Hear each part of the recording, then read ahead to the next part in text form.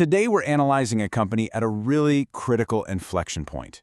You've got a situation where profitability has dropped over 70%, yet at the same time, its key strategic business segment has grown by more than 140%. Our job today is to decipher that disconnect. So the core of this analysis really comes down to a single question.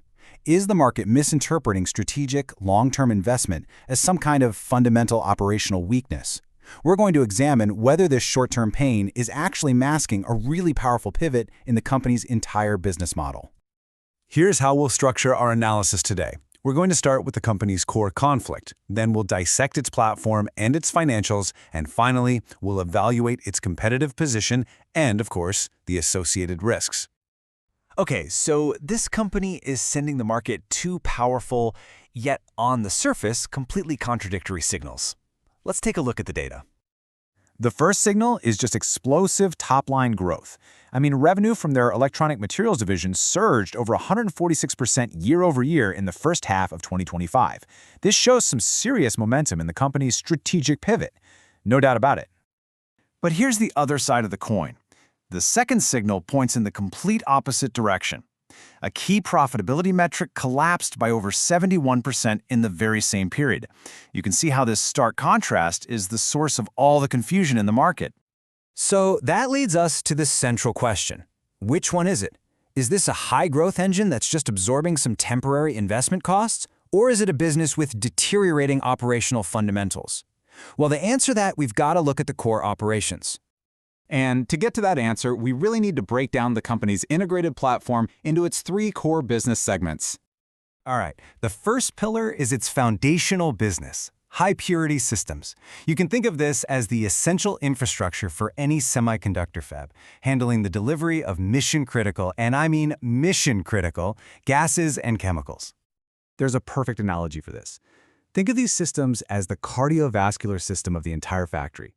Any microscopic contamination in these delivery lines can literally destroy entire batches of wafers. So you can imagine the integrity of this system is absolutely critical to production yield. Now, the second pillar is process equipment, and specifically we're talking about wet cleaning machines. These systems perform a crucial cleaning function, removing tiny contaminants from silicon wafers at multiple stages of what is an incredibly complex chip-making process. And the third pillar, the fastest growing one, is electronic materials. This is a consumables business, right? So it generates recurring revenue from a factory's day-to-day output, not just its one-time construction. This whole model provides a much more stable, long-term income stream. So this revenue breakdown really quantifies that transition we're talking about. You can see the legacy systems business still dominates for now, but look at the electronic materials segment. In just the first half of 2025, it nearly matched its revenue for the entire previous year. That signals a really rapid shift in the revenue mix. Okay, now let's dig a little deeper into the financials. We need to understand the drivers behind those conflicting headline numbers we saw earlier. The operating cash flow data offers a really key insight here. Now, while it was still negative in 2024, the cash outflow narrowed by almost 50% from 2023. What this points to is a significant improvement in the underlying cash generation cycle, and that's despite the reported decline in profit. So, that reported profit decline, it isn't coming from a core operational decay.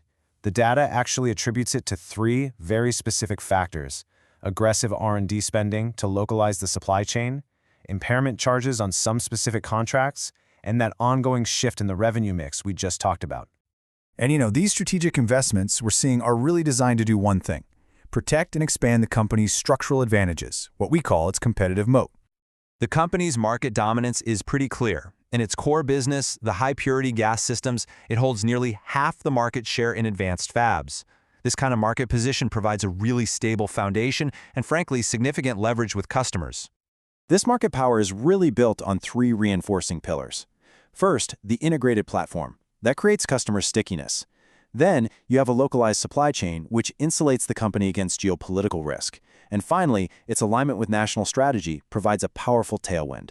You put those three together, and you've got a formidable barrier to entry. However, any rigorous analysis has to consider the other side of the argument. So we're also going to look at the primary operational and market risks. The whole debate really boils down to this. Is the current financial strain a calculated investment in a high-growth future, or is it a symptom of deeper, persistent operational inefficiencies that the market is correctly flagging? So the positive outlook here is really contingent on three key factors. First is execution. Management has to deliver on improving margins and getting to positive cash flow. Second, competition. The company must defend its position against some very aggressive rivals. And third, concentration. Its performance is still closely tied to the spending cycles of just a few major clients. And that leads us to our final strategic question. This really encapsulates the core dilemma facing not just this company, but any organization that's navigating a major, capital-intensive transformation in a very demanding and fast-moving market. The answer to this question? Well, that will ultimately determine the success or failure of its ambitious pivot.